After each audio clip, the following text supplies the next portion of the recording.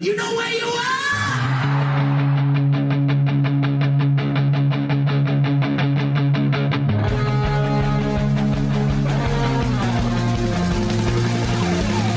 This is Appetite for Distortion.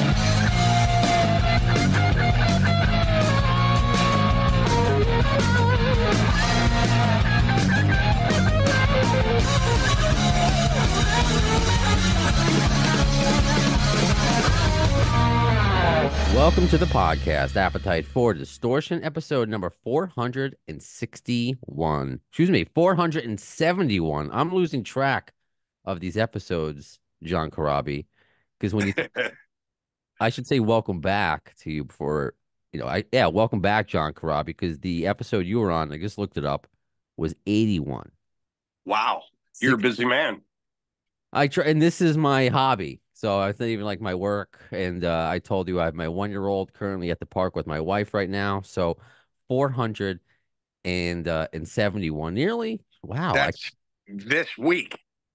I know. 471 interviews this week. Yeah, right. It would have been weird if it was exactly 400 episodes since my last interview with you. But anyway, we're here today, and that was over the phone. If you're watching on YouTube, we get to see you looking like the badass that you are, looking like you're ready to hop on your bike. Is that what's going to happen later on today? Well, no, unfortunately, I took both of my bikes. Into the shop yesterday. I have a two-wheeler, the one that's in the I'm Gonna Ride video, and then I just recently, I don't like riding my bike.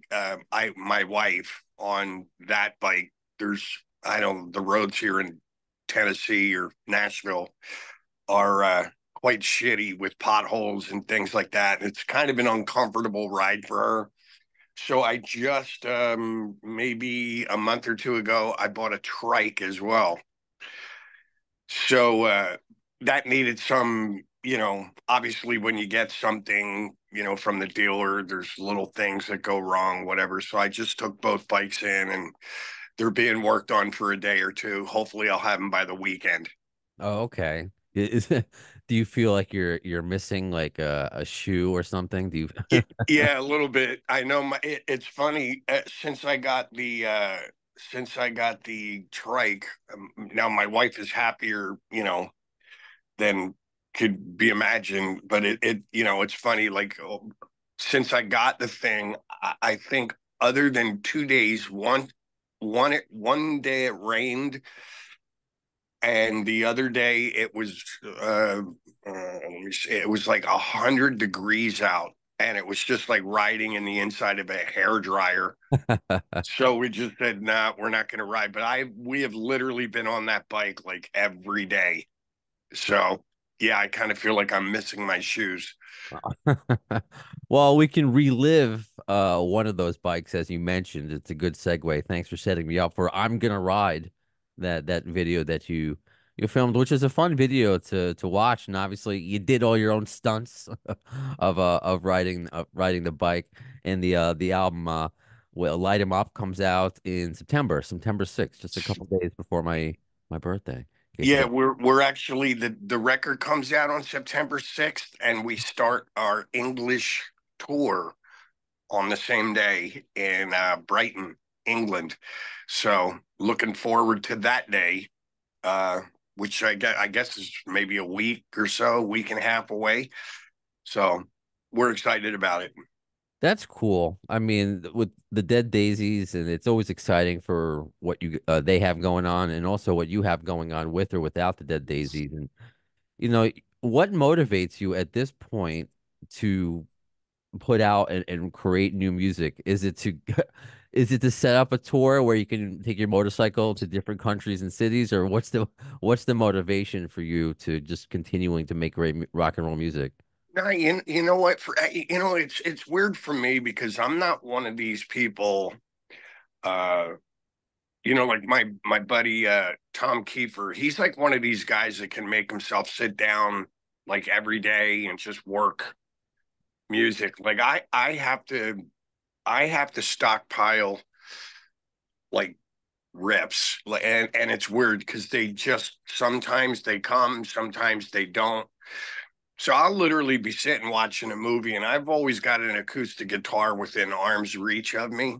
Mm-hmm. So my wife and I will be sitting watching a movie, and I'll just be goofing off with a riff or something like that, and I'll go, "Oh, that's cool," and I'll get up, I'll leave the room, grab my phone, put the idea down, and then at that point, then I could start working on the song. But it's really kind of spotty. You know what I mean? Like it's like I won't think of anything for like a month or two, Hmm.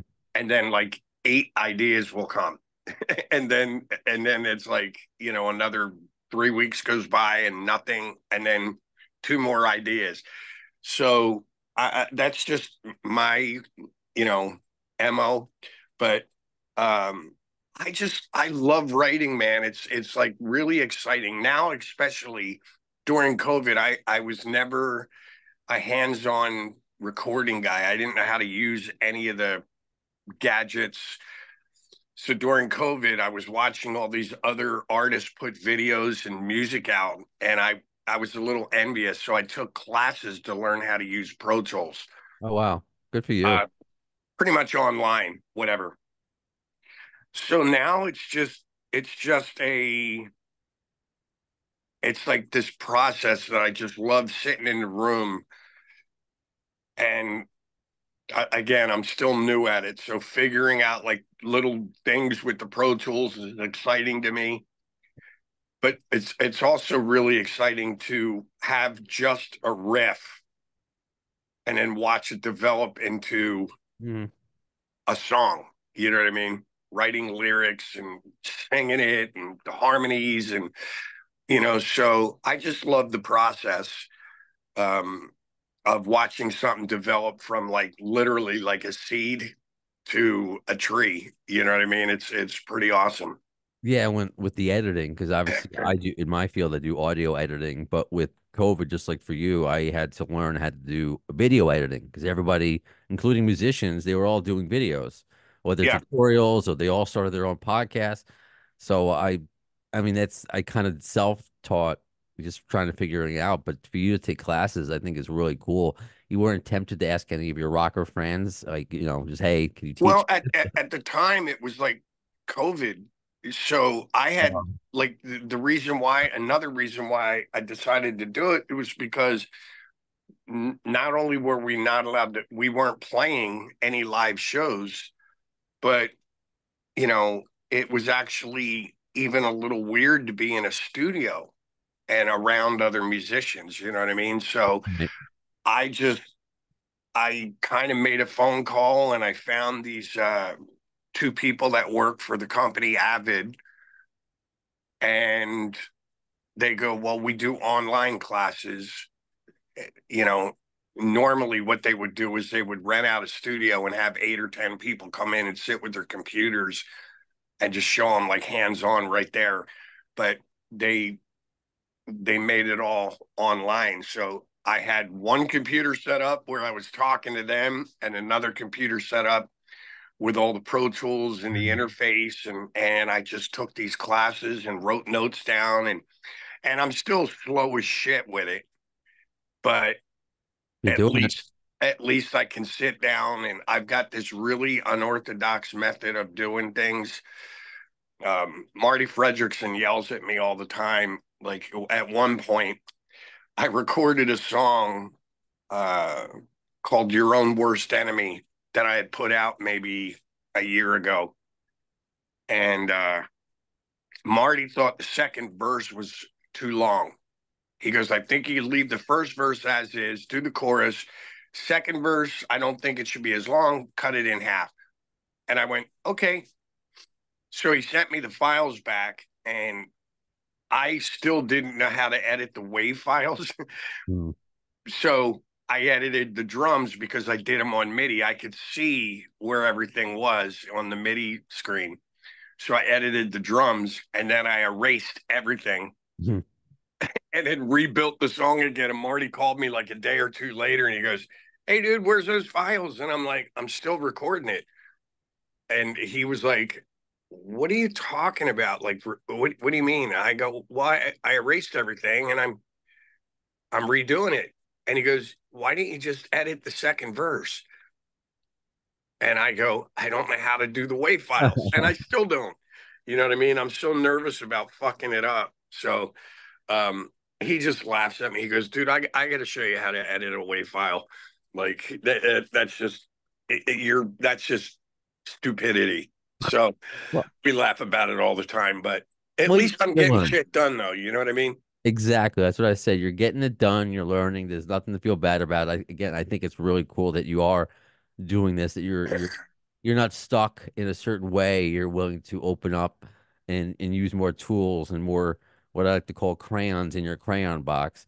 And Yeah, that and it's weird to me too. Like I don't know if you've heard the two songs that I did release, Casabella and Your Own Worst Enemy. There's a few others that I have on deck, but it's hilarious to me. It's kind of mind-boggling because those two songs I basically recorded in my bedroom, and it just blows me away that I was able to get like an album quality song out of a laptop and interface and a guitar plugged right into the interface. But Marty kind of hooked me up. He's like, look, you don't want to use the guitar plug-in that's with that program. Here's a couple guitar programs that you can get. And so he told me some plugins to buy, which I bought. And it's just like, holy shit, like the guitar tones that I'm getting and just bass sounds and drum sounds. And so I'm just sitting there, I'm blown away, like with a, $2,000 laptop and $1,000 interface in a bedroom. I just created these two songs and I never had to step foot in a studio. You know what I mean? It was awesome.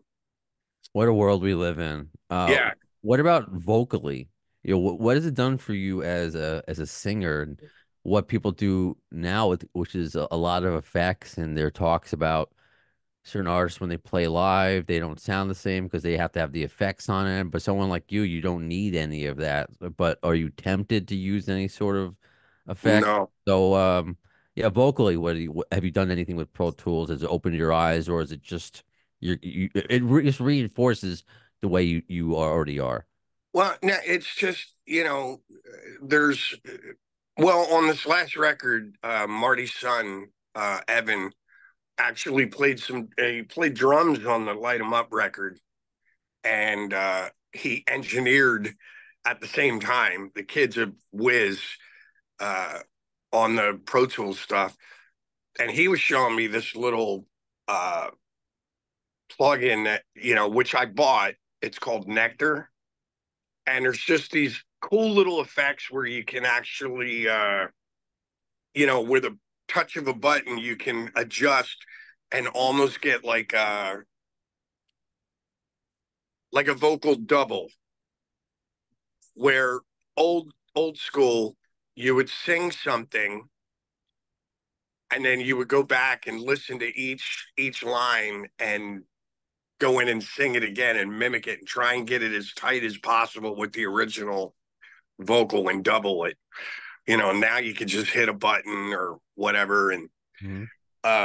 but honestly, I just had some kid, if not just, it was probably about a year ago, and I was getting ready to release Your Own Worst Enemy. And this young kid, he's, probably 22, 23, came to see me do my acoustic show. And I was standing outside, and I had played, there was a few fans out front with me. And I played them the new track I was getting ready to release. And they were like, oh, this is killer. And then the kid started talking to me. He goes, so how do you do your vocals? And I go, what do you mean? I don't understand the question.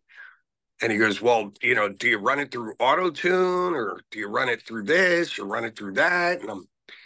And I go, no, actually, I just have a microphone. I have an SM7. Um, and I said, my headphones, I just get a nice little blend of my voice with maybe a little reverb. And I just sing it. And he goes, well, you don't run it through auto-tune? And I go, no. He goes, oh, dude, it's so much easier. It'll correct like bum notes if you hit a wrong note and I go, nah, I'm a little old school. I'm just going to sing it until I get it right. And so what I'll do is, again, I'll just get just a little bit of reverb in my cans so that I, feel okay, whatever. I'll sing the song. I'll sing it down like 5 or 6 times. You know what I mean? Do that little playlist button. And then I can just comp a vocal myself, what I think is cool, put it together and call it a day. And this kid was insisting on, oh, you got to use auto-tune. You got to use auto-tune. It just saves so much work. And I'm like, no, not going to do it. Because I have heard bands where I go, oh, these guys are amazing. And then you go see them live and you're like, what happened to the singer, dude? He sounds like shit. You know what I mean? So I'm like, no. I'm just going to do the whole old school thing, sing it until I get it right. Right on. Yeah, I mean, otherwise, what are you doing? I mean, you're just putting on like a movie. Just be true to yourself, or at least just be honest with it. Like if you're an auto-tune person and whatever, that's their style, that's fine. But I love that you're embracing one aspect of the future or the current, and the other, you're just staying true to what you're using your instrument. Like it's your voice. Yeah, and that's the thing. Like on one, like you were just saying, on one hand, I love the technology, Hmm. but I think when it becomes too much of a crutch, like auto tune, for example, you know what I mean? Then it's like you don't have to exercise your ear for like pitch, all this other kind of stuff. Nowadays, it's weird. Like you can see a good engineer can literally chop somebody's vocal and just give it a whole different rhythm or cadence to the vocals. They can run it through auto tune and put it into pitch. You could make somebody sound like Steven Tyler if you want. You know what I mean? Well, And sure. it's just, then you go see them live and you're like, holy shit, that guy sounds horrible. So I think, technology is awesome, but if you start using too much of it or rely too much of it, or rely too much on it, is what I meant to say, So I then it's like the actual talent part goes out the window. So I assume there will be no AI in John Corabi or the Dead Daisies future. I would hope not, unless it's some sort of you know, video video thing where they want to do you know, a young teenage John Corabi, then yeah, great. Use the AI because that guy ain't coming back again. Oh, that's But funny.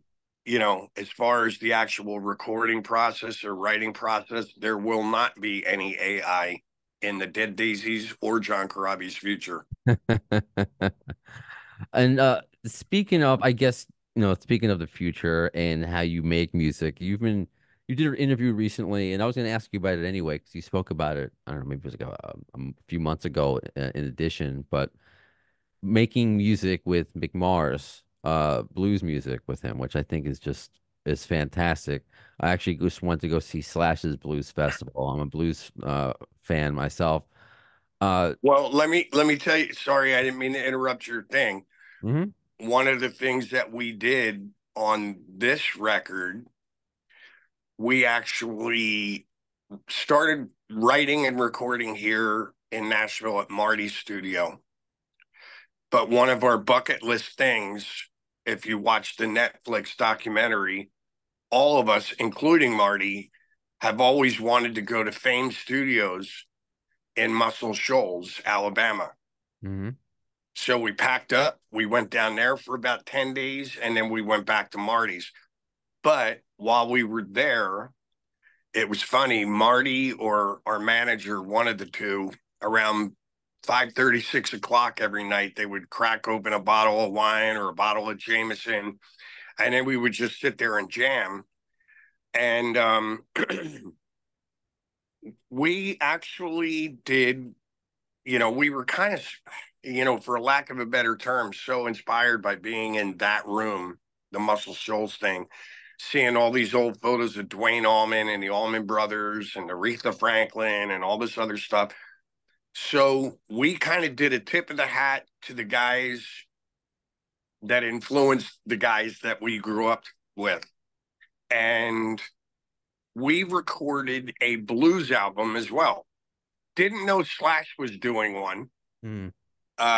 Not until we actually had the record mixed, mastered, and in the can. And then we came back, and all of a sudden we hear Slash on Gibson Records did this blues album, and we're like, fuck. Wow. Either way, I think for a blues purist, you may sit there and go, well, they're not using these kind of guitars or these kind of amps, or they didn't stay true to the song. We tried to take an approach with the blues stuff that we did. For a lack of a better term, I really hate even comparing, but we tried to do with these blues songs what Zeppelin did with a song, for example, like When the Levee Breaks or In My Time of Dying. They took these songs, kept the lyrics, kept the melody, but the music was completely different. So we did 10 songs, did a blues record while we were writing the Light 'Em Up record. And it's pretty, I just heard some of it again the other day, dude. It fucking sounds insane. I cannot wait for everybody to hear both of these albums. We just had a blast. And we did it all in 29 days. Wow. Two records. Wow, that's really cool. Look at this. So the secret record. So that's kind of what put a halt to it. It's like, okay, Slash has taken over the whole marketing of it. We would just be lost in the weeds. No. Actually, we, all intentions, like the blues thing, it just kind of happened. So we had already slotted, time and obviously energy with the record label to do the Light 'Em Up record. So we just said, you know what? Well, let's do the Light 'Em Up record. We're actually doing something from the blues record in our set this year. So we just said, you know what? Let's just tell everybody we did a blues record and we'll just release it next year. Okay. You know what I mean? So it doesn't matter because our record is completely different. And there's a couple songs that Slash did that we did, but they're a little, they're a little different. Hey, more blues the better. So I think that's a good thing to have happened, and it's exciting. I wasn't expecting that news, so I'm because that was just like my way of segueing. Would you ever, if Slash does this again? Because of course he's doing a tour, so I would love to see you work with him because you said you have recorded a couple blues tunes with Mick Mars, not just with the Dead Daisies. Was not expecting that. I was just going with Mick. So there's still hope there to do something similar with Mick in the future? Well, actually, I didn't record them yet. What I was trying to get Mick to do, and he wasn't against it, but I just, when Mick and I were talking about maybe doing some writing, I just said, listen, man, I don't want to do the Motley record again. We did that. You know what I mean? Whatever. And I was trying to just suggest some things because at the end of the day, it's a Mick Mars solo record. So it's got to be something he wants to do and he's comfortable with. But when I was sitting with him, I just said, Mick, you've always been a blues guy. You're into Beck. You're into, John Mayall, Mick Taylor. You're into all these great blues guys. You know what I mean? What I was hearing from Mick was, and if you're a blues guy, you'll know what I'm talking about. The song that I used as an example was a mountain song called Never in My Life. You've heard this before? Yes. I'm not familiar. I know Mountain. I'm not familiar with that song. Well, when we get off the phone, you need to check that riff out. It's Will do. simply a blues song, and it's just got this great riff in it. And it's like he sings a line and then they go back to the riff. And then he sings another line and they go back to the riff. And then they change. They go to the, G, C, D kind of a thing. Real simple. But I told Mick, I go, it's such a great riff. I go, let's do something like Mountain, Never in My Life. You know what I mean? And like 8 or 10 songs, your riffs, your tone, me singing, it'll be awesome. And he's like, yeah, okay, so we never know. Down the line could be something really super cool. But, Mick had some songs and a direction that he wanted to go in. And I love the new record that he did. So, but this whole blues thing with the Dead Daisies was a complete kind of, for lack of a better term, it was a fucking accident. We were just sitting around jamming. We're like, wow, this is crazy. Thinking of all the bands that came through this building, and we just recorded it. Marty did a great job of, getting us to take that extra step and make it our own, these blues songs. And it was kind of funny. Like we would sit there and go, well, what would Zeppelin do? You know what I mean? And if you remember, when Zeppelin started doing some of these tunes, there was a lot of people didn't like what they were doing. They were like, they're ruining these blues songs. They got this guy screaming in the, and in the ozone, and what's Page doing? You know what I mean? So Bonham's back there beating the shit out of drums. And so there was a lot of purists that didn't really care for what Zeppelin was doing. So we just said, you know what? Fuck it. We love the blues. We love the bands like Zeppelin, Aerosmith, Jeff Beck, all these cats that came from that blues thing. Let's just do a tip of the hat, not to the bands we grew up listening to, but to the bands that influenced them or the artists that influenced them. So that's what we did. Hey, as long as you're keeping that kind of music alive, I think that's the most important thing because the whole point is to go back and hear the original and give those artists credit, Yes. and then you're going to hear your version of it because, yeah, you can. I think that's what you want. You want to put your own stamp on it. You're not trying to just do a carbon copy of it. That version exists and it should be paid homage to. So I think it's pretty cool. So it is cool what Slash did, and now I'm excited to hear what you did to kind of And that's the thing. I just had lunch with Marty. We all ride together, so Saturdays and Sundays we'll go hit some sort of cafe or pub, whatever that has cold beer and good food. And, so we were sitting there and he goes, man, dude, he goes, I got to be honest with you, bro. He goes, like, you sound great on the new record. He goes, but your voice was suited for the blues. mm. So I was like, all right, cool. Awesome. So, All right. Well, I'll have to have you back on when the blues record comes out. So hopefully it's not another 6 years before we get to speak again. no. It won't be. Trust me. Right on, John. Well, I know you have other interviews to get to. John, thank you so much for your time. I hope we get to do this again and just continue success. And I hope you get your bikes back soon. I do too, buddy. Trust me. Thank you, John. You have a great day. You too, buddy. Thank you. Bye. Rather than just throwing a bunch of songs together that we think are fun, we're going over it, with a fine-tooth comb and just working on everything to try it. That's the goal. Very appetite. For discovery. Now we welcome every one of us, to the Appetite for Discovery segments of Appetite for Distortion. Yes, me and my puns. So this is where we, the GN'R faithful, we don't know these artists or bands as well as we should, and by we I mean me. Maybe I don't know them as well as I should. So we discover certain people on this segment. So we're going to discover Tim Montana. And we're already hitting it off before we hit record because I got a 1-year-old hopefully sleeping in the back. You got a 4-year-old cake pop in hand. If you're watching if you're watching this on YouTube, you get to see Tim. And I appreciate it. You're a busy dude right now. You're driving around. You're on the road right now. I know you're literally on the road because you're driving, but are you touring right now? First of all, parenting is like, welcome to the jungle, baby. You gonna die. Hey, I got all the Guns N' Roses fun too. I Appreciate it. just got off the road with Bush, Jerry Cantrell, and Candlebox about a week ago. So now on the road up here in Montana and driving around because I've got a bar up here and a lodge out in the woods.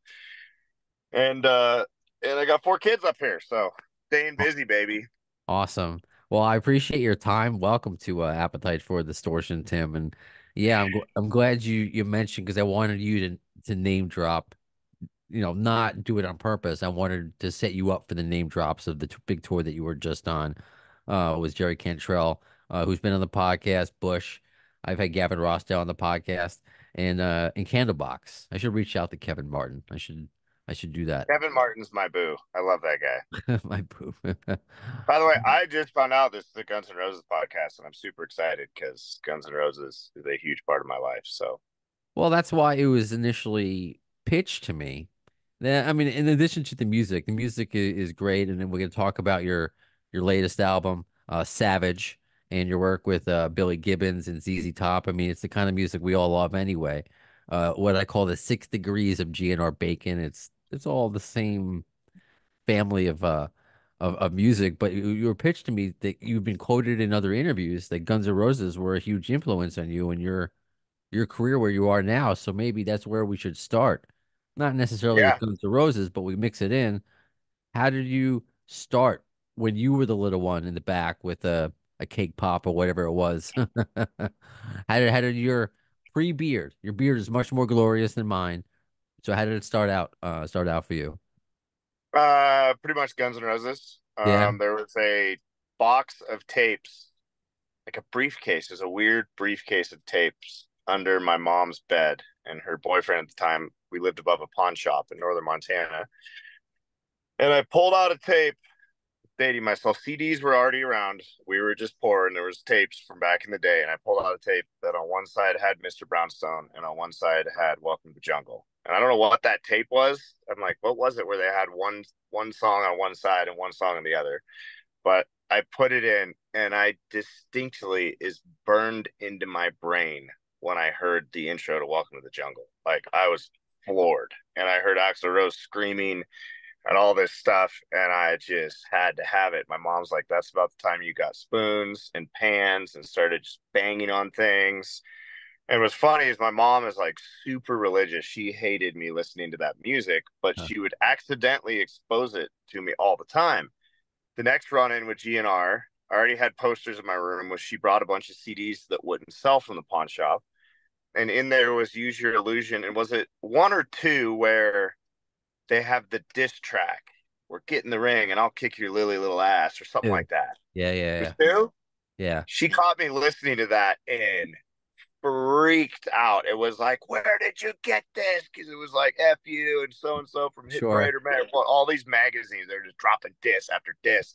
And I would crank it so loud on my little battery CD player in the rural Montana. And she heard it one day and lost her mind. She's like, where did you get it? And I'm like, funny story. You gave it to me. Oh, that is a funny story. And I think that initial cassette that you found was the Welcome to the Jungle single, because if I'm not mistaken, the side B was Mr. Brownstone. So that's what you found before you found Appetite, before you found the Illusions. So that's pretty cool to know. That's was your introduction to the band. We're all different. That's part of what this podcast is. And that had to go back to the 80s, right? Because I probably found that tape in 89 or 90, and I'm assuming it was older than that because it looked old. Sure. I love it. You found just like a relic that all of a Yeah. sudden that was just somehow gifted to you by your mom indirectly. I love Yeah. that. On accident. Accidentally, my church mom just let me discover Guns N' Roses, and the rest is history. And then I went on to, I've not met Slash, but Billy and Slash are like besties, but I've spent a lot of time with Matt Sorum.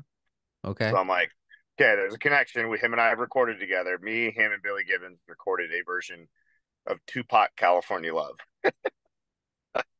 How am I not aware of this? I gotta Oh give it. yeah, go. It was on an EP I put out that no one gave two shits about, but Matt Sorum is a featured artist with Billy Gibbons, and it was something that I do live that Billy's had me do on stage with him multiple times because we did LaGrange into California Love. So we recorded it like that, and then we realized that that's a derivative work. You can't combine songs unless you combine songwriters, and it's a whole legal process.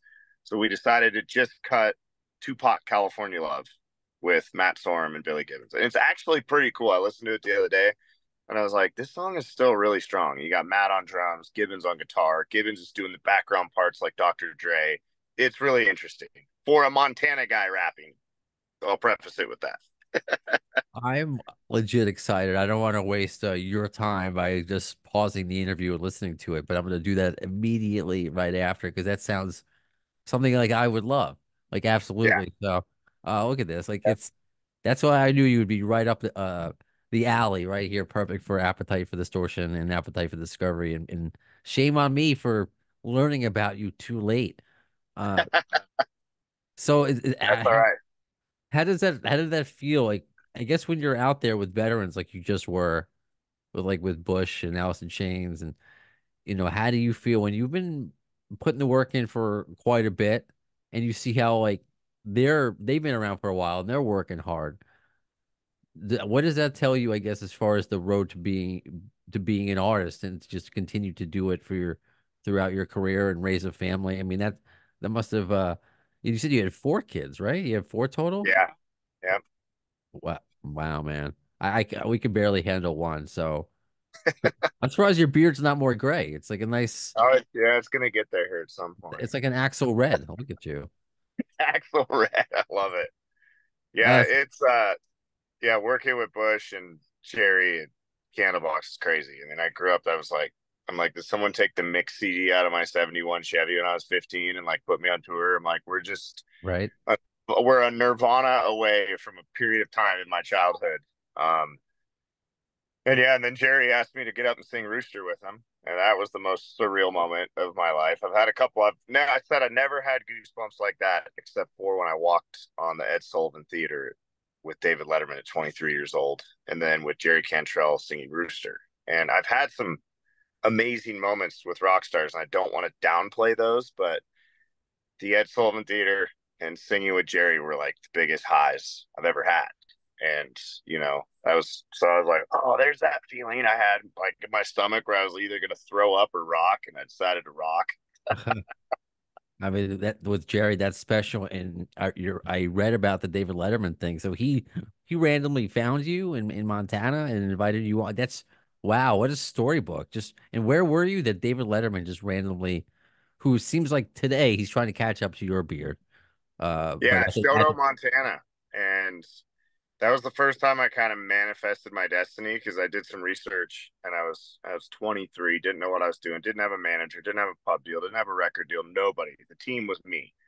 And I made some horrible quality album that I was trying to promote. And I put a poster together that said like Tim Montana worldwide or something like that. My buddy looked at it and he's like, dude, you're playing 3 towns in Montana. That's not the world. I'm like, but it's the world to me. And I put together a bunch of bar band guys and we drove to Montana in like a 1981 Chevy van that broke down multiple times. And I was piss poor, broke. And I told him, I said, hey, dude, I heard David Letterman has a ranch in Shoto. What if he shows up? And what if I play the late show with David Letterman? And everyone in the van looks at me like I was out of my mind. And sure as shit, exactly the way I described it happened. I can't imagine because I literally can't because I'm from New York. I mean, I live in Queens now, but I was born in Brooklyn, grew up on Long Island. I know the big city and the buildings and everything, but from Montana, because I'm surrounded by, I have access. There's all these buildings and major corporations around. It's oversaturated in New York. I often talk about it when it comes to concerts. We have all these options of concerts to go to where I talk to fans in other countries or more rural states, then it's just not it doesn't come as often. So they grow up in Montana where I don't know this is a terrible New Yorker joke where you're like outnumbered by tumbleweeds were there more tumbleweeds in Montana than there are Bears, people cows, in cows? more, I three mean, times as many cows as human beings reside here. so is it a culture shock? I mean, was there any sort of like this could happen like to a kid from Montana? Because that's rare and that's special, and I think that shows a lot for your kids that like what could be possible. Yeah, anything's possible. And he took the opening band as well. Or were we the opening band? I'm trying to remember. There was a Johnny Cash tribute band that night, and then us. And I don't remember if we opened or closed. We might have even opened, but he took both of us and put us on the Late Show. For whatever reason, Dave was feeling very generous that day. And he came up to the merch table, and I had my oldest daughter, was holding her, and my mom told Dave how I grew up without electricity and had lanterns and candles, and Dave was just blown away by that. He was like, "Were you guys like going green or saving the earth?" And my mom's like, "No, it's called poverty, Dave." Wow. And so he was pretty enamored by the story. And then he pulled this massive wad of cash out and goes, "How many shirts will this buy me?" And I'm like, "All of them." And he like laid like $700 on the table. Wow. And I just, he's like, "I don't need anything. This is for you and the family." And I'm like, "No, no, no, here, David." I gave him a bunch of shirts. And I said, I remember that moment. I'm like, maybe I'll get on the Late Show someday. And he goes, "Man, I sure hope it works out." And then it was like 2 months of waiting. And the best part was I get the call from a New York number on my cell phone. I was in Guitar Center in Nashville, where everybody's an asshole to each other and everyone's shredding and mean mugging people. And I got that call, and I remember like it was yesterday. This is Cheryl Zellickson. I'm the booker for the Late Show with David Letterman in New York City. And I was like, holy shit. So I'm kind of walking through Guitar Center now, like, You put it on a speaker? You put it on a speakerphone? hey guys, can you stop shredding your guitars? I'm about to go play the Ed Sullivan Theater. No big deal. Just unbelievably special and Yeah. cool and that I'm you're glad that happened. It was kind of in a weird way, was a slight letdown that I thought for sure that my career would take off afterwards, but it was a great learning experience for me, right? So I Mhm. went and did it, and I was very smart with this part. I was like, if I can play one song, I treat every big moment as if it's my last moment. I've always had that model. I'm like, what if this is it? What if this is as good as it gets? What do I want to do on that stage? What if this is it? What if this is what I'm remembered by? What if this is everything? So I was like, what song do I play? And I had some friends that are like, play this song or play that song. I'm like, no, I'm going to play this song called Butte, America, because the reason I'm on that stage is because of this town, Butte, Montana, who always supported me at talent shows and pep rallies when I was, a teenager, which wasn't that much earlier than when I went on the Late Show when I was 23. And so I said, I'm going to pay homage to my hometown. And I'm so glad I did that, because I came home and they put it on in front of all the restaurants like Dairy Queen, said, "Congrats to Montana, television debut." And they never forgot that to this day. These people never forgot that in that moment where I thought it could be it. And it almost was in this weird way. And this is what I'm going to like wrap this up with, is like, I thought my career would take off afterwards, to the point my wife and I were so poor. We had a baby. We were living in a crappy rental house. We went and maxed out our low credit score credit card. It was called an Orchard Bank card they gave to poor people, because we both grew up in trailers. And we went and maxed out steaks on our card. It was a $300 limit on our credit card, because we were so certain that things were going to work out. And then 6 months later, I was still paying off those steaks. Uh, But it gave me a taste of the big time early on. So I have to think, that David Letterman is responsible for the fight in me. And I knew I had a lot of fight in me back then, but I wonder sometimes, had that moment not happened, would I have been able to fight for 10 more years? Right? Would I? Because I had a taste. It's like he gave me a taste of a drug in the beginning. It is like, if you work hard, you can have this drug again. And well, it shows walking that on, you're capable. I think it's not even just a drug. It just shows that you have the talents, and if the stars align, which sometimes it does take the luck part of it to be seen, that you have the talent and the ability to do this.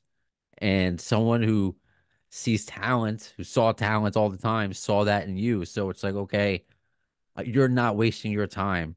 It's just a matter of time before you quote unquote make it, or success, whatever you want to call that. But you can do it. So I think yeah, that's good to know. And then again, working with And we're just talking about the recent tour, but then the friendship you made with Billy Gibbons is pretty special. And I gotta say, because not just because you're from Montana, that's what you write about and talk about, but with the beard, you made it. What was it? This beard came to party with Yeah, this beard came here. Billy Gibbons. So, which is amazing. And I say this as a Yankees fan because he was the anthem for the Red Sox. Hey, I don't watch sports. I don't have a dog in this fight. Okay, fair enough. That's hilarious. That's funny.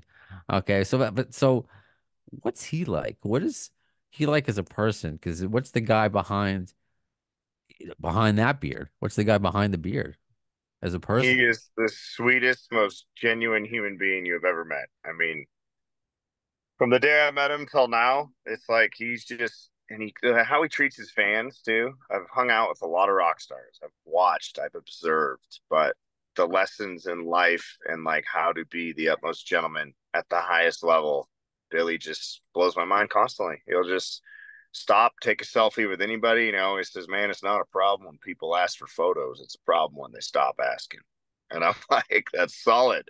And he has a little pocket in his jacket where instead of just a photo, he wants to give you a gift. So he'll pull out a little photo of himself, sign it. It comes off this little pad that says Billy Gibbons on it. He has a pic he'll give you. He has a whole gift package in his suit Man, jacket for his fans. And he stops and gives all of them time.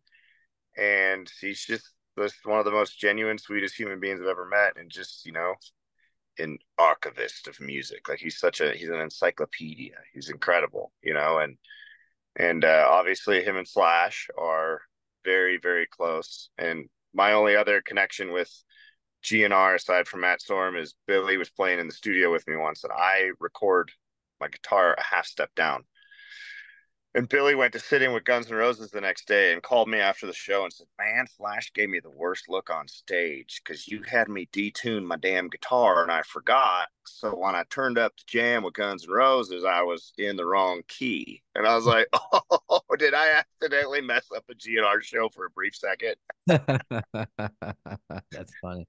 Hey, But yeah, Billy's the best, man, and just so sweet. And like and just he loves my kids too. He sends them gifts. I'd be lying if I said it wasn't like once a week or at least 3 times a month that oh and he wow. likes to decorate the packaging, and they're very thoughtful. And he sends River Princess stuff, and Dalton gets cool things that he likes, and Walker and Savannah. And for me, being a kid that grew up without a dad and not having that person there on the phone that I can call. My dad died when I was young, and then I had an abusive stepdad. He came in my life later on, but he filled that void to where when I have the urge to call a father or dad, I call Billy.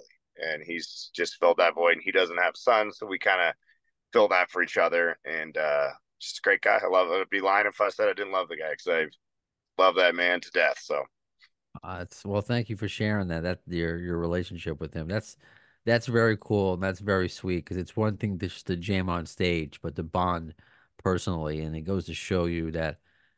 I mean, he could say be nice to your kids, but the fact that he's kind of like the just like has like gifts. I was just like just showing up with like he's almost like I don't want to say like a birthday clown, but just like he's just showing up with things. Hey, presents! He's always pulling things out of his pocket. oh yeah. That's too funny. That's too cool. I love that. I had a chance just to see ZZ Top once live, and that was before Dusty Hill passed away. And oh my, and this was just a few years ago. It's incredible. I mean, like like they haven't lost any sort of step. Like sounds the same. The Now he guitar. still has a blast. He'll get after it, right? He gets off stage, he's like, "Man." And he just like he's 74, and just to have that love for music and the drive, the amount of travel that man does will Yeah. terrify a 25-year-old touring musician. Like, "Oh, you think you travel a lot?" That dude, when ZZ Top gets back from Europe and the rest of the band are normal humans that would like a couple days to rest, Billy's like, "Nope, flying to Hawaii, sitting in for a Hawaiian Grammy thing. I'm going to fly to Austin, sit in with another band." And he just loves music. It's not about money or fame for him. It's about music. He loves it and eats and breathes and sleeps like music. The blues on his phone, he's playing like old Elmore James songs and Bo Diddley, like constantly. He's like, man, check this out. And he's playing these just iconic blues songs all the time. So It sounds like Slash. Now we oh know yeah. why they can sound like they're brothers from another mother, or however that phrase goes. Oh yeah. Just out of And that curiosity, was yeah. good. Seeing Cantrell too, he had a dressing room next to my dressing room a lot on this tour. I love that about him. He has amps in his dressing room. He's playing guitar all the way up to showtime. And I admire the shit out of that. I'm just like, these dudes love music. It's not, like I said, not about fame or fortune. They love music. So, And they don't rest on their laurels. They don't just say right. like, "Oh, I'm so and so." Like they just keep playing and keep practicing. So yeah, there's absolutely something to admire in that. They're just not out there and uh, just when it just comes to showtime and they just half-ass it. No, they're living and breathing it, and we just get to see it usually just on stage, but they're doing it 24/7. It seems like, which is just very cool. I'm glad you're doing it that way, like the Slash way, the Billy Gibbons way of making it in your career and playing live. But just out of curiosity, just hearing part of your story today, have you ever tried something like The Voice or American Idol? It just seems like you're, in addition to your talent, your story, it sounds like something that one of the a producer of one of those shows would want to have, which does it sounds shitty because it wasn't that great for you growing up, but it's usually the those kind of tear-jerking stories, the success stories. Right. Have you ever thought about doing any of those competition I've, shows? I've had a couple of those opportunities and I turned them down. I like the grind too much. And that might sound bizarre to people, but I know some folks that have gone on those type of shows and they flash in the pan and go out. And I'm like, I would rather be 55 years old still laying bricks than a flash in the pan, if that makes sense. Right. Like, I don't know. It just wasn't for me. I'm like, the Letterman thing was cool. TV stuff's cool, but to go on a show, I don't know. It just feels weird. And I'm not dissing anybody that did it, but it's just not my jam. No, I respect that. And that's kind of why I started out by saying like I like that you're not that kind of Right. person. I'm a Uh, bricklayer, baby. Let's get another brick. yeah, right I ain't on. skipping a step. But every time, just like there's another story in addition to just you being friendly and talking music with you. It's like, okay, wow, this happened to you in your life. You overcame this. So I don't want to keep you there forever with your daughter in the back and how my son is actually may have fallen asleep, which is great. Can you talk us to us about Savage and some of the things that you Yeah. like to write about and in your music and where we can find you and what's next for Tim Montana? Yeah. Savage is probably the most personal record I've ever done. And I was battling with a drinking problem during a few of those songs were written. Actually, I was thinking about that today. I wrote and recorded Savage drunk. And by the end of the record, you hear the track Day by Day, where I'm talking about sobriety and my father's death and how he drank himself to death. And I took that journey through that recording process. And so there's a lot of dark lyrics in there if you get down to it. Poor white trash from a single eyed survivor of the thought of suicide. And then the day by day, I just want to live before it's over. It's so hard to stay sober. I went really personal. And that's kind of how I write general. So I'm, I just honesty is a big thing for me in my music. And it's kind of therapeutic for me to get that shit off my chest. And it's therapeutic for me when a fan hears it and connects and sends me their message of, hey, even devil, people that have dealt with trauma or abuse or addiction, they can figure it out. The common listener that maybe hasn't dealt with that, they might just like the song because they like the song. But people that are introspective and listen to those lyrics that have been through something like that message me. And I'm like, there we go. Like, trying to make the world a little bit of a better place by telling my story. Not trying to bum people out, but trying to inspire, so that's what Savage is. There's some hard rock bangers on there. I mean, Shut Me Out sounds like a relationship song. It's one of the best, I think, songs on the record. And that song's actually about an unwanted teenager that sat in his room in a trailer house with a lantern. Those are feelings I had as I was 14, 15, 16 years old. But I spun it into a relationship song so the world could hopefully get it. But then I get messages of people are like, is this actually about abuse? And I'm like, hey. So yeah, so it's honesty, it's rock. Me and my producer Micah played all the guitar on it. I'm no Slash or Billy Gibbons, but I can get around on the guitar okay. And then Chris Shiflett joined us on the song "Die Today," so he's a feature on the album. Little hidden Easter egg there is Mr. Oh, Shiflett. So, from Foo Fighters, right on. yeah. So it's my favorite work. You know, if I were to die tomorrow, that'd be the album. Or die today, hey, throwing it to the song.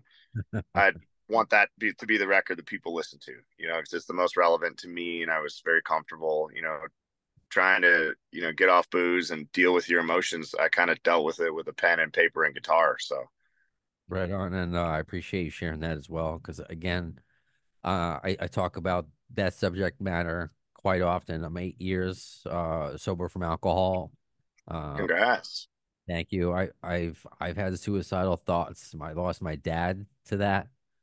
These are things that often come up with my guests, and it is important because it is people do connect to it, and it's the stories that we share that say, "Hey, it's not just you. I'm going through it too," and it people need to have some sort of courage or get rid of the stigma or what could be the shame or embarrassment. There's so many different feelings, the anger just to connect because that's how you can kind of break the cycle. So you have to do it in healthy ways. So I do it through podcasting, through talking. You would do it through badass rock and roll. So I thank you for doing it, for making music like that. Tim, I think, did you freeze? I think you might have froze. As I give my ending spiel. There he is. Holy crap, are you there? Yeah, I am. Dude, holding my phone, it's Montana. It's 80 degrees out. I have the AC on it. Went into emergency overheat mode. We're talking about sensitive subjects and shit got hot. Yeah. You're right. They shut us down. How It's a emergency on my screen. Overheating. your That's pretty phone almost OD'd. Speaking of sobriety and addiction, jeez. I'm glad you're okay. We're gonna wrap it up anyway. No worries. But I was saying, I don't know how much of that you caught, but I really appreciate the subject matter you talk about, uh, because it's the connections that we make with people. It's the only way to kind of battle these things. I do that through podcasting, through connecting, and you do it through badass rock and roll. So thank you. Yeah. Keep going out there. By next tour, because you said you're just doing Montana right now. You have plans for a next big tour, or or should we just wait? Yeah, I'm out with See There Skillet. I start Okay, September 16th. Then I'm out with Myles Kennedy, getting closer to Slash, baby, getting a little closer. that's And then gonna happen. hopefully Slash falls in love with me and I go open for GN'R or Slash and Snake Pit, whatever variation of that I'm fine with. So put the energy out there. You know, maybe I can manifest my destiny on stage with GN'R. That would be another Mount Rushmore moment for me. So tell the guys I'm putting it out there. You are And on that, right up there. what's that? You're right. You'd fit it. I mean, you fit the bill. Whether it's for GNR or honestly the Blues Festival, the Serpent Festival I just saw, I can see you doing that. So yeah, I see Slash in your future. It's manifested. Don't worry, it's out in the universe. It'll Yeah, happen. and I'll just, or Billy will just be like, here, hey, let me give him a shout real quick. No, no, let it happen naturally, Billy. Easy. You know what? Um, Yeah. Oh, and I I, was also going to ask you the best website because I know you're on the socials, but do you have like a favorite one for people to contact you?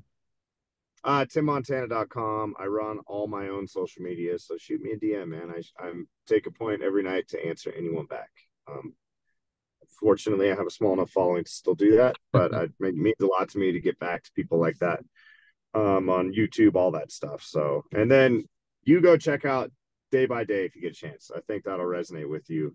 Um, just the music to me sounded like sobriety. It's very beautiful at times and it's very turbulent at times. And then it ends back at beautiful music. And the music had to sound like that for me to write the lyrics to the song like that. And I talk about losing my dad and all that stuff in the song. So I think that one would really hit home with you. So Right on. it's the last of the record. I wanted to close it out with that. My buddy I wrote it with like, are you sure you want to say all this? And I'm like, I do. So Well, you have a new fan, Tim. So I see I discovered you. I'm a fan. I'm a fan of the music. I'm a fan of the person.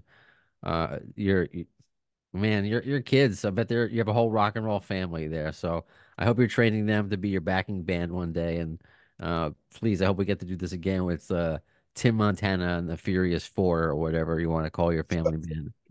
The Montana family. Except my 16-year-old judges me too much. I'm like, God, stop picking apart my music. Jesus. My guy still won. I don't know. He's not talking back yet, but he'll no, no, no. So that's where we're at now. Oh And yeah, they'll use no for a while. So this one's getting cranky. Are you ready to go? Okay, I think she's got to go potty. all right, Tim. Thank you so much. Thank you, brother. Appreciate your time. Take care. Bye bye. So that does it for this episode of Appetite for Distortion, the beard episode, as it shall be known only by me. Because I mean, if you're watching on Zoom, John Corabi, massive beard. Tim Montana, massive beard. I felt out of place. But if I let mine grow to their length, I just look like a rabbi, and that's just not the look that I'm going for.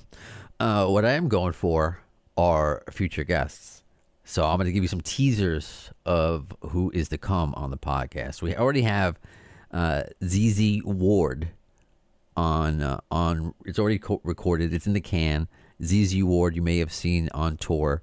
If you've gone to go see Slash's Serpent Festival, she opened one of the many great artists that have opened up for Slash on this festival tour this summer. And I was supposed to see her, but it was raining most of that day, and luckily I saw Slash. And so, you know what? On that same episode where you hear the ZZ Ward interview, I will finally give my full review of the Slash Blues Ball Serpent Festival concert experience that I had. I wanted to put it on the website, and it's just, I just haven't had the time. So stick around for that. So ZZ Ward and the Serpent Festival review for one episode. Also on the way, just confirmed this guest, and I'm excited to be able to talk to Billy Sheehan. I've been wanting to talk to him for a while, of course, from Mr. Big, Winery Dogs. So he's somebody that if you have a question, he's been around for a while, worked with a lot of different people, David Lee Roth. If you have a question, submit it to me.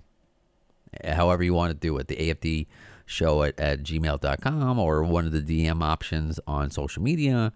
If you have a question for Billy Sheehan, send it to me, and I can ask him on the air. And same thing, this one isn't confirmed just yet, but it's looking that way. So that's why I'm going to tell you. Scotty Hill from Skid Row.